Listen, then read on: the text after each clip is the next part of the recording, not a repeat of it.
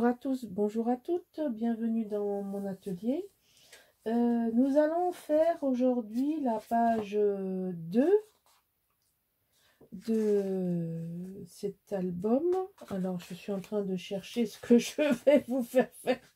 Je suis troublée. Voilà. Alors, il n'y a pas beaucoup de choses à couper, mais quand même. Alors, encore une poche. Cette fois-ci, on va la faire verticale, mais suffisamment large pour rajouter des choses dessus. Et donc, on va insérer un livret. Alors, le livret, 20 cm de haut, 28 cm de large, 12 et 16. Ça vous laisse la place pour mettre un vertical et un horizontal devant et derrière. Donc, 20 par 28, 28, un pli à 12 et ensuite vous avez 16. Donc ça, c'est une première chose. Ensuite, donc, toujours c'est le dos du bloc. Là, nous allons couper une pochette qui fait 14 cm de large sur 25 cm. Donc, vous avez 2 cm, 21 et 2, puisque on va la mettre comme ceci. Voilà. Donc, on va l'installer de suite. Je vais ouvrir le bloc. Je suis en train de réfléchir. Je vais vous montrer ce qu'on va faire dessus et on collera tout après. Alors, là, j'ai préparé 2 cascades en façade. C'est-à-dire que ça va être collé là-dessus. Donc, c'est tout aussi bien de le coller avant et de coller tout ensemble. Mais je vais vous expliquer les étapes de... Voilà, comme j'ai procédé.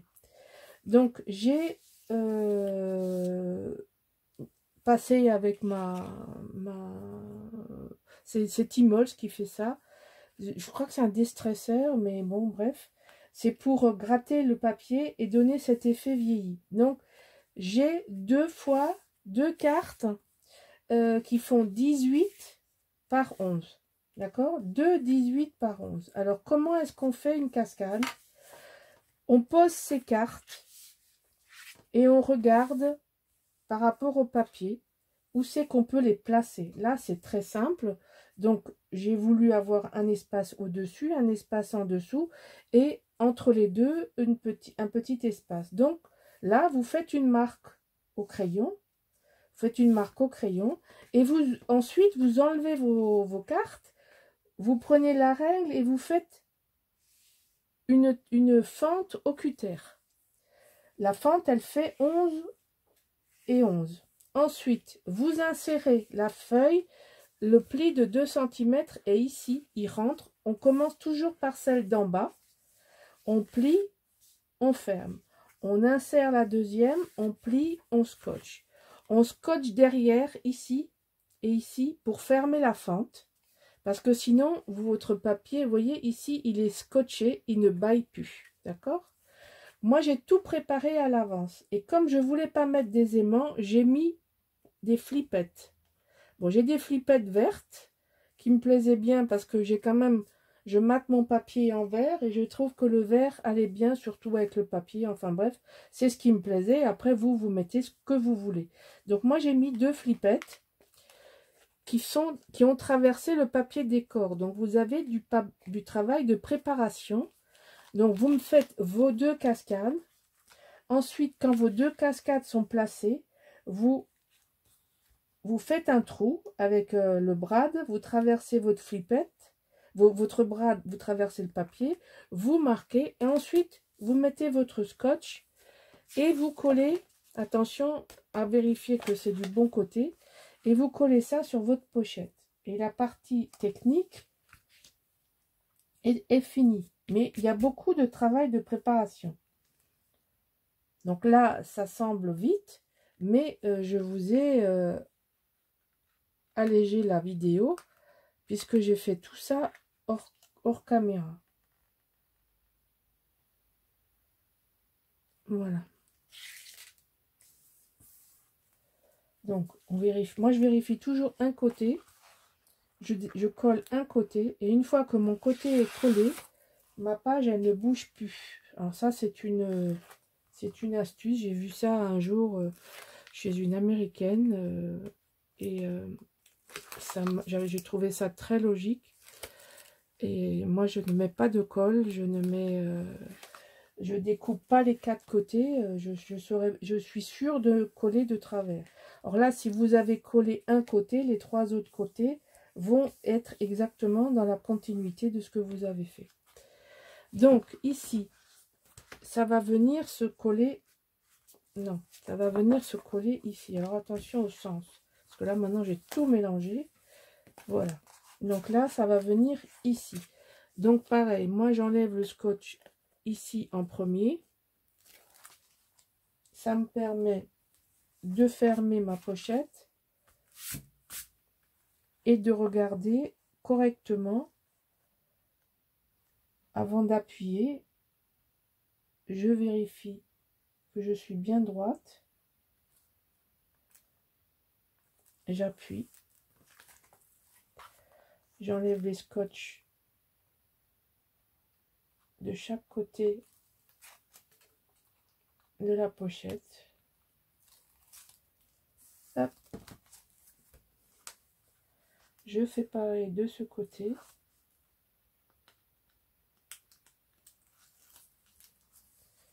Et ma pochette est bien là où je voulais, et bien droite. Hein, on appuie avec le... Hop, hop, et hop. Voilà, donc là maintenant, il reste plus qu'à insérer le papier sur le côté. Alors moi c'est pareil, j'enlève ça et je fais comme ça. Hop, voilà. Donc maintenant je vais glisser et en même temps j'appuie pas, je vérifie là. Maintenant que je suis OK, j'appuie ici. Voilà, mon papier à l'intérieur est bloqué. Là, vous voyez, toute cette partie est mobile. J'enlève le scotch ici. J'enlève le scotch là. Je n'ai plus qu'à appuyer et j'ai fini. Voilà. Donc, maintenant, sur cette page, j'ai choisi de mettre ça. Alors, pareil, hein, je positionne une fois que mon papier est bloqué. Voilà, il s'est bougé, ça arrive. Je vérifie toujours avant d'appuyer. Voilà. Vous voyez, c'est l'autre côté de ce papier. Donc en général, j'utilise 2 pages maximum pour faire une page. Hein, compte tenu de ce qu'on a comme papier, faut pas se montrer, faut se montrer économe. Hein. Le papier est cher.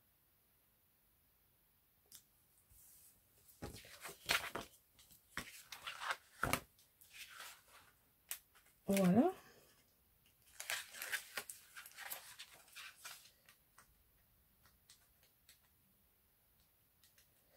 Allez, il veut pas coller, il veut pas se décoller. Oui, parfois c'est comme ça. Le dernier morceau de scotch. Alors je n'ai pas tout rempli. Je remplis comme je vous dis toujours. Je fais toujours les parties invisibles en dernier en fonction du papier. Donc ça rentre comme ça.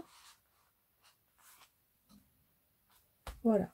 Voilà, nous avons notre deuxième page. Donc le bloc numéro 1.